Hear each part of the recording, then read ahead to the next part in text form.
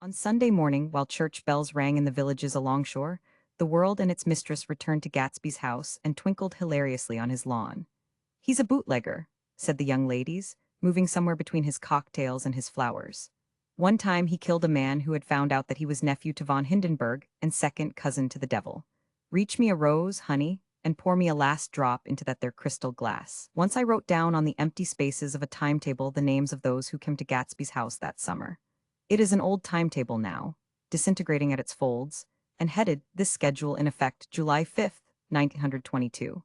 But I can still read the gray names, and they will give you a better impression than my generalities of those who accepted Gatsby's hospitality and paid him the subtle tribute of knowing nothing whatever about him. From East Egg then came the Chester Beckers and the Leaches, and a man named Bunsen, whom I knew at Yale, and Dr. Webster Sivet, who was drowned last summer up in Maine, and the Hornbeams and the Willie Voltaires, and a whole clan named Blackbuck, who always gathered in a corner and flipped up their noses like goats at whosoever came near. And the Ismays and the Christies, or rather Hubert Auerbach and Mr. Christie's wife, and Edgar Beaver, whose hair, they say, turned cotton white one winter afternoon for no good reason at all. Clarence Div was from East Egg, as I remember. He came only once, in white knickerbockers, and had a fight with a bum named Eddie in the garden. From farther out on the island came the Cheadles and the O.R.P. Schreeders, and the Stonewall Jackson Abrams of Georgia, and the Fishguards and the Ripley Snells. Snell was there 3 days before he went to the penitentiary, so drunk out on the gravel drive that Mrs. Ulysses Sweat's automobile ran over his right hand. The Danceys came, too, and S.B. Whitebait, who was well over 60, and Morris A. Flink and the Hammerheads, and Beluga the tobacco importer and Beluga's girls.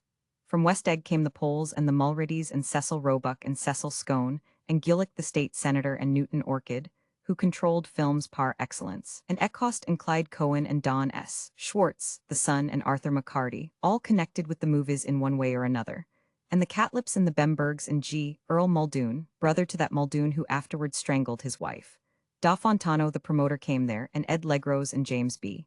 Rotgut, Ferret and the De Jongs and Ernest Lilly, they came to gamble, and when Ferret wandered into the garden, it meant he was cleaned out, and Associated Traction would have to fluctuate profitably next day. A man named Klipspringer was there so often that he became known as the Boarder. I doubt if he had any other home. Of theatrical people there were Gus Ways and Horace O'Donovan and Lester Meyer and George Duckweed and Francis Bull. Also from New York were the Cromes and the Bacchusons and the Denekers and Russell Betty and the Corrigans and the Kellehers and the Dewars and the Scullys and S.W. Belcher and the Smirks and the Young Quins, divorced now, and Henry L. Palmetto, who killed himself by jumping in front of a subway train in Times Square. Benny McClenahan arrived always with 4 girls.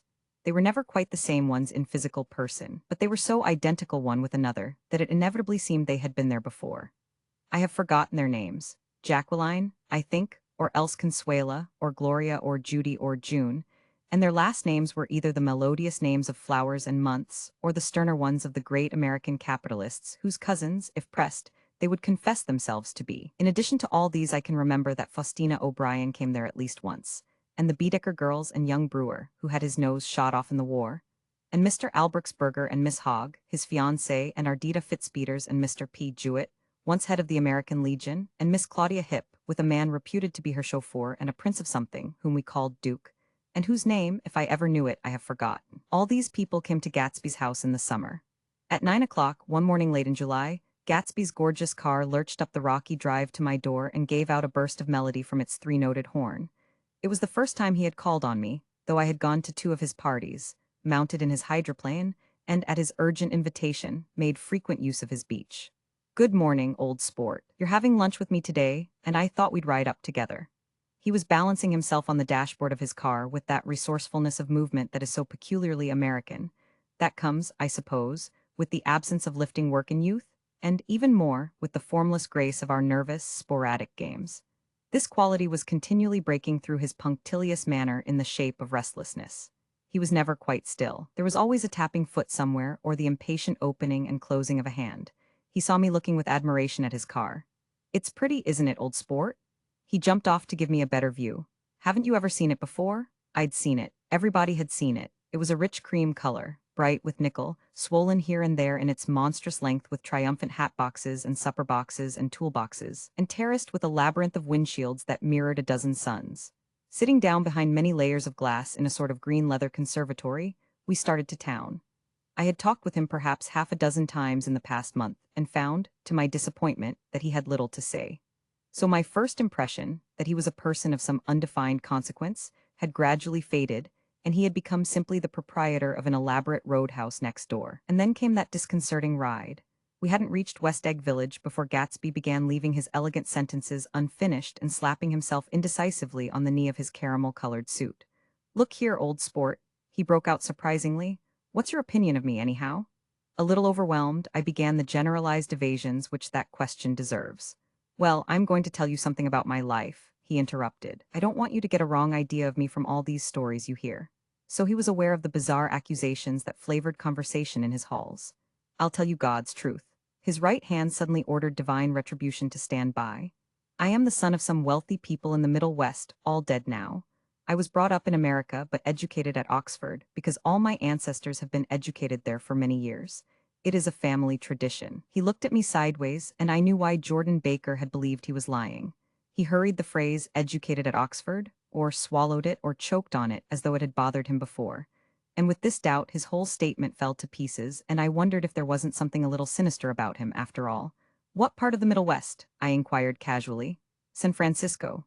"I see. My family all died and I came into a good deal of money."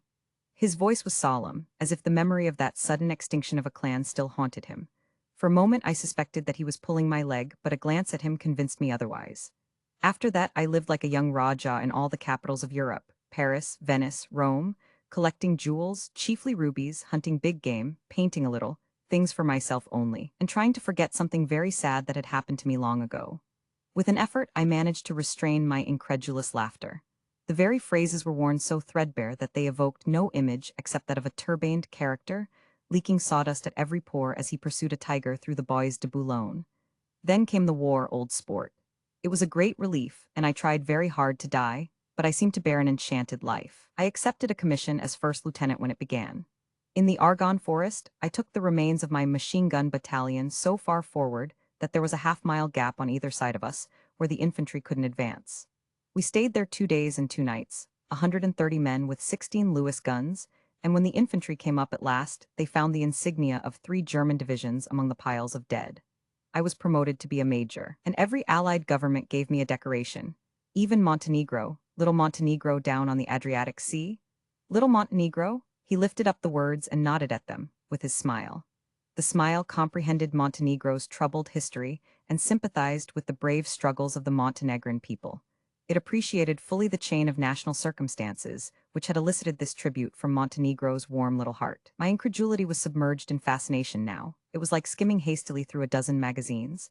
He reached in his pocket and a piece of metal, slung on a ribbon, fell into my palm. "That's the one from Montenegro."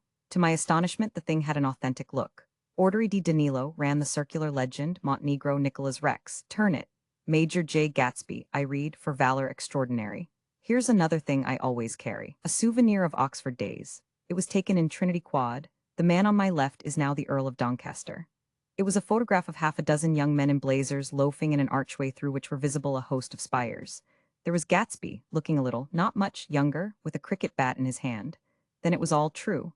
I saw the skins of tigers flaming in his palace on the Grand Canal.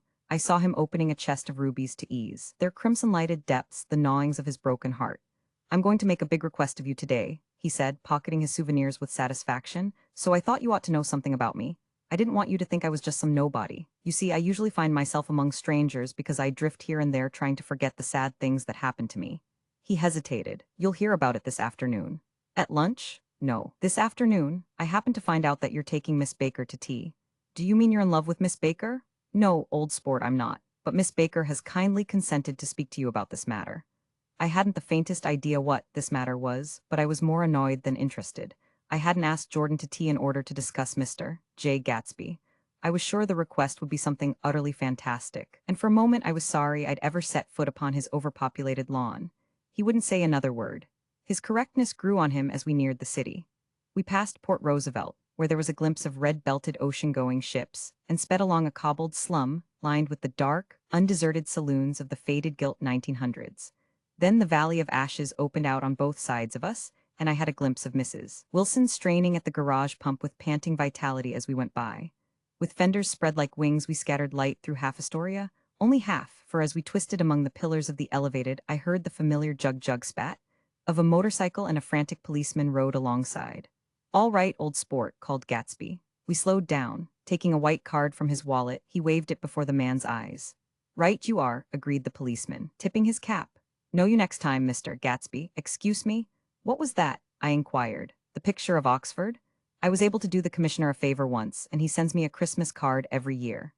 Over the great bridge, with the sunlight through the girders making a constant flicker upon the moving cars, with the city rising up across the river in white heaps and sugar lumps, all built with a wish out of non-olfactory money. City scene from the Queensboro Bridge is always the city scene for the first time, in its first wild promise of all the mystery and the beauty in the world.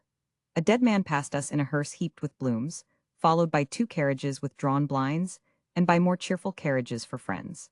The friends looked out at us with the tragic eyes and short upper lips of southeastern Europe, and I was glad that the sight of Gatsby's splendid car was included in their somber holiday. As we crossed Blackwell's Island, a limousine passed us, driven by a white chauffeur, in which sat 3 modish Negroes, 2 bucks and a girl. I laughed aloud as the yolks of their eyeballs rolled toward us in haughty rivalry. Anything can happen now that we've slid over this bridge, I thought. Anything at all? Even Gatsby could happen, without any particular wonder. Roaring noon. In a well-fanned 42nd Street cellar, I met Gatsby for lunch. Blinking away the brightness of the street outside, my eyes picked him out obscurely in the anteroom, talking to another man. "Mr. Caraway, this is my friend Mr. Wolfsham." A small, flat-nosed Jew raised his large head and regarded me with 2 fine growths of hair which luxuriated in either nostril.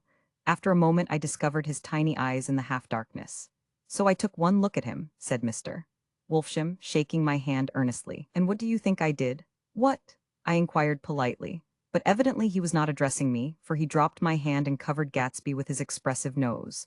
I handed the money to Catspaw and I said, "All right, Catspaw, don't pay him a penny till he shuts his mouth." He shut it then and there. Gatsby took an arm of each of us and moved forward into the restaurant, whereupon Mr. Wolfsham swallowed a new sentence he was starting and lapsed into a somnambulatory abstraction. "Highballs?" asked the head waiter. "This is a nice restaurant here," said Mr. Wolfsham, looking at the Presbyterian nymphs on the ceiling. "But I like across the street better." "Yes, highballs," agreed Gatsby, and then to Mr. Wolfsham, "It's too hot over there." "Hot and small, yes," said Mr. Wolfsham, "but full of memories." "What place is that?" I asked. "The old Metropole."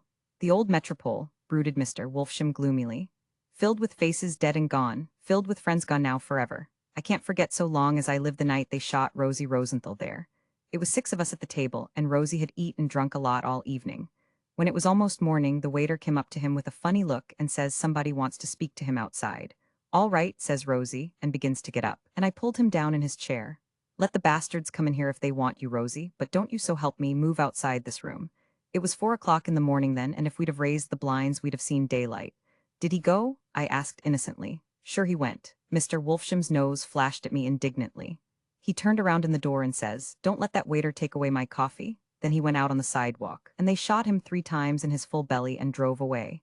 4 of them were electrocuted, I said, remembering. 5 with Becker. His nostrils turned to me in an interested way. "I understand you're looking for a business connection."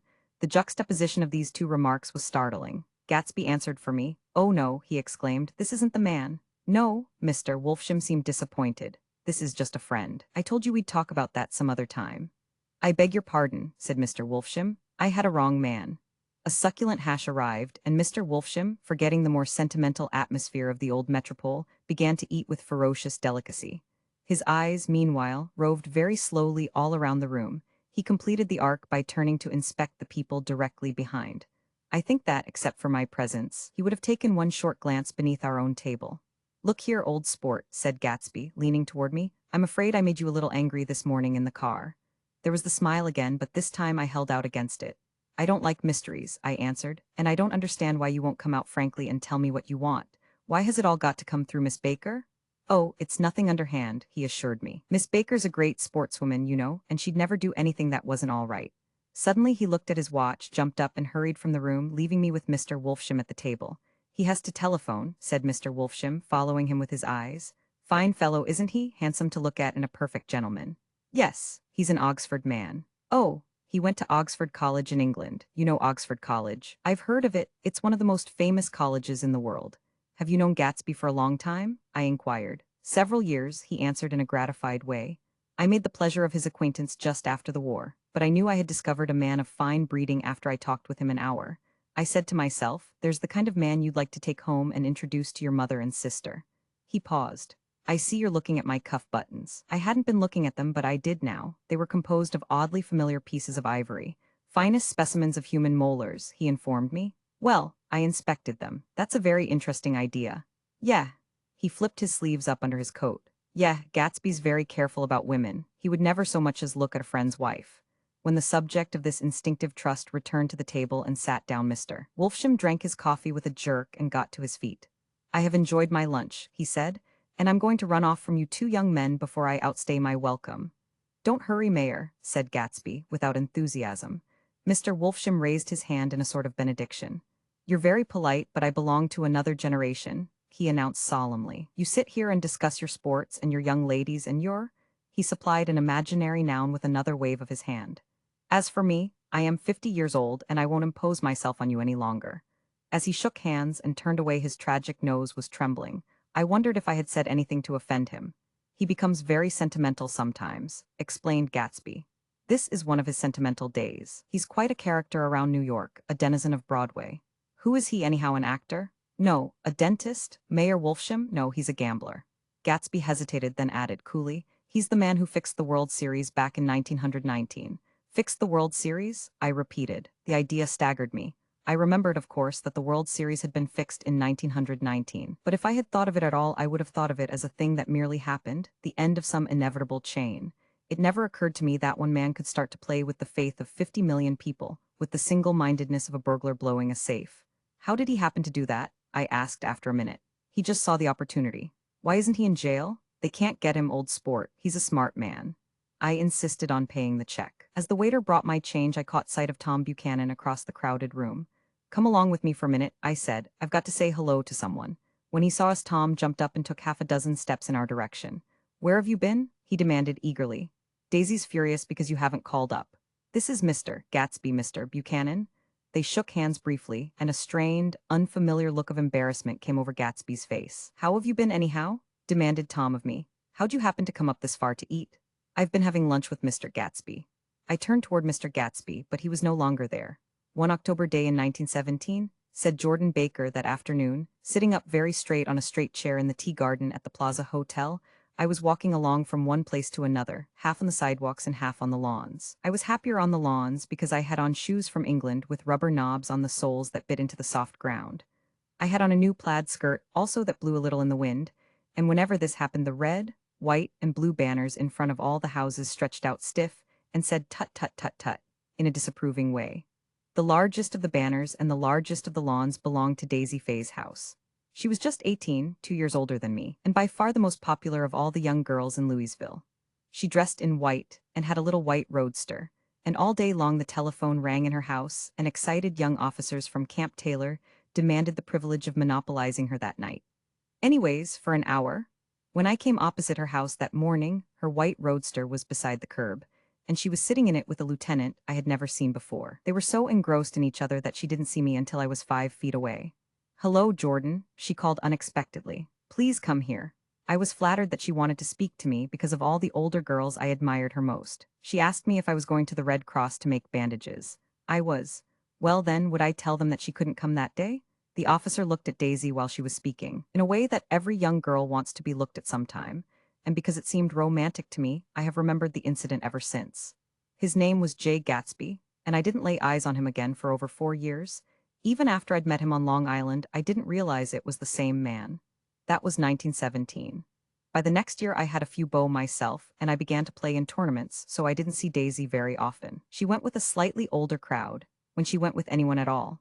Wild rumors were circulating about her, how her mother had found her packing her bag one winter night to go to New York and say goodbye to a soldier who was going overseas. She was effectually prevented, but she wasn't on speaking terms with her family for several weeks. After that, she didn't play around with the soldiers anymore, but only with a few flat-footed, short-sighted young men in town, who couldn't get into the army at all. By the next autumn, she was gay again, gay as ever. She had a debut after the armistice, and in February she was presumably engaged to a man from New Orleans. In June, she married Tom Buchanan of Chicago, with more pomp and circumstance than Louisville ever knew before. He came down with 100 people in 4 private cars and hired a whole floor of the Mulbach Hotel. And the day before the wedding, he gave her a string of pearls valued at $350,000. I was a bridesmaid. I came into her room half an hour before the bridal dinner and found her lying on her bed as lovely as the June night in her flowered dress and as drunk as a monkey. She had a bottle of Sauterne in one hand and a letter in the other. "Gratulate me," she muttered. "Never had a drink before, but oh how I do enjoy it." "What's the matter, Daisy?" I was scared, I can tell you. I'd never seen a girl like that before. "Here, dearies." She groped around in a wastebasket she had with her on the bed and pulled out the string of pearls. "Take 'em downstairs and give 'em back to whoever they belong to. Tell 'em all Daisy's change her mind. Say, Daisy's change her mind." She began to cry, she cried and cried. I rushed out and found her mother's maid, and we locked the door and got her into a cold bath. She wouldn't let go of the letter. She took it into the tub with her and squeezed it up in a wet ball, and only let me leave it in the soap dish when she saw that it was coming to pieces like snow. But she didn't say another word. We gave her spirits of ammonia and put ice on her forehead and hooked her back into her dress, and half an hour later, when we walked out of the room, the pearls were around her neck and the incident was over. Next day at 5 o'clock, she married Tom Buchanan without so much as a shiver and started off on a 3 months trip to the South Seas. I saw them in Santa Barbara when they came back, and I thought I'd never seen a girl so mad about her husband. If he left the room for a minute, she'd look around uneasily and say, "Where's Tom gone?" and wear the most abstracted expression until she saw him coming in the door. She used to sit on the sand with his head in her lap by the hour, rubbing her fingers over his eyes and looking at him with unfathomable delight. It was touching to see them together. It made you laugh in a hushed, fascinated way. That was in August. A week after I left Santa Barbara, Tom ran into a wagon on the Ventura Road one night and ripped a front wheel off his car. The girl who was with him got into the papers, too. Because her arm was broken, she was one of the chambermaids in the Santa Barbara Hotel. The next April, Daisy had her little girl, and they went to France for a year. I saw them one spring in Cannes and later in Deauville, and then they came back to Chicago to settle down. Daisy was popular in Chicago, as you know. They moved with a fast crowd, all of them young and rich and wild, but she came out with an absolutely perfect reputation. Perhaps because she doesn't drink. It's a great advantage not to drink among hard-drinking people. You can hold your tongue, and moreover, you can time any little irregularity of your own so that everybody else is so blind that they don't see or care. Perhaps Daisy never went in for a mur at all, and yet there's something in that voice of hers. Well, about 6 weeks ago, she heard the name Gatsby for the first time in years. It was when I asked you, do you remember? If you knew Gatsby in West Egg. After you had gone home, she came into my room and woke me up and said, "What Gatsby?" And when I described him, I was half asleep. She said in the strangest voice that it must be the man she used to know. It wasn't until then that I connected this Gatsby with the officer in her white car. When Jordan Baker had finished telling all this, we had left the plaza for half an hour and were driving in a Victoria through Central Park. The sun had gone down behind the tall apartments of the movie stars in the West 50s, and the clear voices of children, already gathered like crickets on the grass, rose through the hot twilight. "I'm the Sheikh of Araby. Your love belongs to me. At night when you're asleep into your tent I'll creep." "It was a strange coincidence," I said, "but it wasn't a coincidence at all." "Why not?" Gatsby bought that house so that Daisy would be just across the bay. Then it had not been merely the stars to which he had aspired on that June night. He came alive to me, delivered suddenly from the womb of his purposeless splendor. "He wants to know," continued Jordan, "if you'll invite Daisy to your house some afternoon, and then let him come over." The modesty of the demand shook me. He had waited 5 years and bought a mansion where he dispensed starlight to casual moths, so that he could come over some afternoon to a stranger's garden. Did I have to know all this before he could ask such a little thing? "He's afraid he's waited so long. He thought you might be offended. You see, he's regular tough underneath it all." Something worried me. "Why didn't he ask you to arrange a meeting?" "He wants her to see his house," she explained. "And your house is right next door." "Oh, I think he half expected her to wander into one of his parties some night," went on Jordan, "but she never did. Then he began asking people casually if they knew her, and I was the first one he found. It was that night he sent for me at his dance, and you should have heard the elaborate way he worked up to it. Of course, I immediately suggested a luncheon in New York, and I thought he'd go mad. "I don't want to do anything out of the way," he kept saying. "I want to see her right next door." When I said you were a particular friend of Tom's, he started to abandon the whole idea. He doesn't know very much about Tom, though he says he's read a Chicago paper for years just on the chance of catching a glimpse of Daisy's name. It was dark now, and as we dipped under a little bridge, I put my arm around Jordan's golden shoulder and drew her toward me and asked her to dinner. Suddenly, I wasn't thinking of Daisy and Gatsby anymore, but of this clean, hard, limited person, who dealt in universal skepticism, and who leaned back jauntily just within the circle of my arm. A phrase began to beat in my ears with a sort of heady excitement. There are only the pursued, the pursuing, the busy, and the tired. Daisy ought to have something in her life, murmured Jordan to me. Does she want to see Gatsby? She's not to know about it. Gatsby doesn't want her to know. You're just supposed to invite her to tea. We passed a barrier of dark trees, and then the facade of 59th Street, a block of delicate pale light, beamed down into the park. Unlike Gatsby and Tom Buchanan, I had no girl whose disembodied face floated along the dark cornices and blinding signs, and so I drew up the girl beside me, tightening my arms. Her wan, scornful mouth smiled, and so I drew her up again closer, this time to my face.